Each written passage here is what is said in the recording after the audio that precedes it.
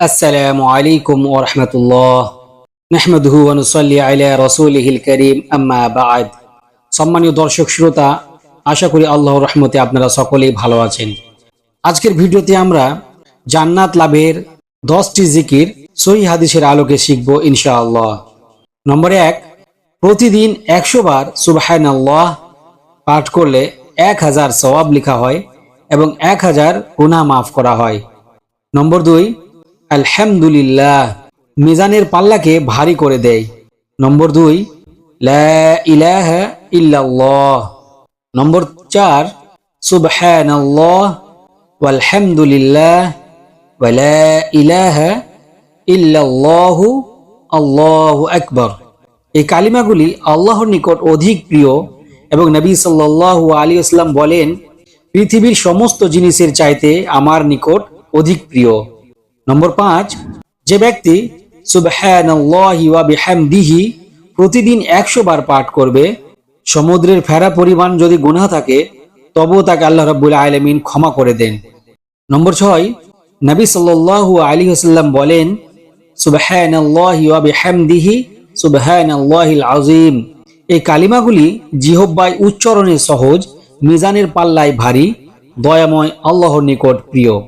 নম্বর 7, যে ব্যক্তি সুবহানাল্লাহিল আযীম ওয়া বিহামদিহি পাঠ করবে, প্রতিবারে তার জন্য জান্নাতে একটি করে জান্নাতি খেজুর গাছ রোপণ করা হবে। নম্বর 8, নবী সাল্লাল্লাহু আলাইহি ওয়াসাল্লাম বলেন, লা হাওলা ওয়া লা কুওয়াতা ইল্লা বিল্লাহ হচ্ছে জান্নাতের গুপ্তধন সমূহের মধ্যে একটি গুপ্তধন। নম্বর 9, নবী সাল্লাল্লাহু আলাইহি ওয়াসাল্লাম বলেন, সুবহানাল্লাহ ওয়ালহামদুলিল্লাহ ওয়া লা ইলাহা ইল্লাল্লাহু আল্লাহু আকবার ওয়া লা হাওলা ওয়া লা কুওয়াতা ইল্লা বিল্লাহ। এই কালিমাগুলি হচ্ছে অবশিষ্ট নেক আমল সমূহ।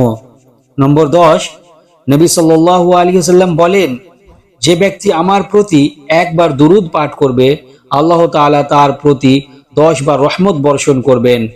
আল্লাহুম্মা সাল্লি আলা মুহাম্মাদিন ওয়া আলা আলি মুহাম্মাদিন কামা সাল্লাইতা আলা ইব্রাহিম ওয়া আলা আলি ইব্রাহিম ইন্নাকা হামিদুম মাজিদ। আল্লাহুম্মা বারিক আলা মুহাম্মাদিন ওয়া আলা আলি মুহাম্মাদ কামা বারাকতা আলা ইব্রাহিম ওয়া আলা আলি ইব্রাহিম ইন্নাকা হামিদুম মাজিদ। এবং নবী সাল্লাল্লাহু আলাইহি ওয়াসাল্লাম আরো বলেন, যে ব্যক্তি আমার প্রতি সকালে 10 বার এবং বিকেলে 10 বার দুরূদ পাঠ করবে, সে ব্যক্তি কিয়ামতের দিন আমার শাফাআত পাবে। অবশ্যই দোয়া করি আল্লাহ রাব্বুল আলামিন যেন আমাদের সকল মুসলিম নরনারীকে নবী সাল্লাল্লাহু আলাইহি ওয়াসাল্লামের শিখানো গুরুত্বপূর্ণ জিকিরগুলি পাঠ করার তৌফিক দান করেন। আমিন। আসসালামু আলাইকুম ওয়া রাহমাতুল্লাহ।